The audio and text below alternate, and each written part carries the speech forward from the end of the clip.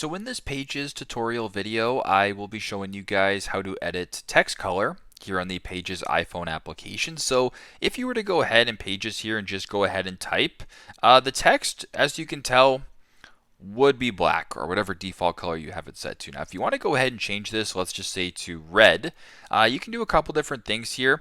Press on the text right here, go to the top right and press the paintbrush icon.